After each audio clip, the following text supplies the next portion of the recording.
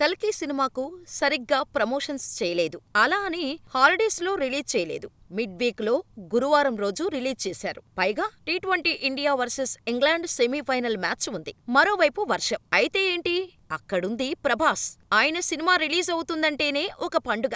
అందుకే ఇవేవీ కల్కి సినిమాకు అడ్డురాలేదు. అడ్వాన్స్ బుకింగ్స్ తోనే సెన్సేషన్ క్రియేట్ చేసిన కల్కి ఊహించినట్టుగానే డే 1 అదరగొట్టేసింది. ఖచ్చితంగా 200 కోట్ల మార్క్ టచ్ చేస్తుందని అనుకున్నారు. కానీ ప్రపంచవ్యాప్తంగా 191.5 కోట్లకు పైగా గ్రాస్ వసూళ్లు రాబట్టినట్టుగా అధికారికంగా ప్రకటించారు మేకర్స్. కానీ మేము రికార్డ్స్ కోసం ఈ సినిమా చేయలేదని చెప్పుకొచ్చింది స్వప్నదత్. ఈ సినిమాను వైజయంతి మూవీస్ బ్యానర్లో అశ్వనీదత్ నిర్మించిన సంగతి తెలిసిందే. అయితే ఆయన ఇద్దరు కూతుర్లు ప్రియాంక దత్, స్వప్నదత్ అన్నీ తామై ముందుండి కల్కి సినిమాను నడిపించారు, నిర్మించారు.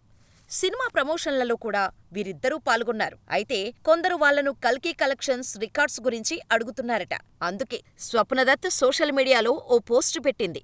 నాకు ఆశ్చర్యంగా ఉంది. చాలా మంది కాల్ చేసి రికార్డులను క్రాస్ చేశామా అని అడుగుతున్నారు. నాకు నవ్వొస్తోంది. ఎందుకంటే ఆ రికార్డులు సృష్టించిన వాళ్ళెవరూ ఆ రికార్డుల కోసం సినిమాలు తీయరు. ప్రేక్షకుల కోసం, సినిమా మీద ప్రేమతో సినిమాలు తీస్తారు.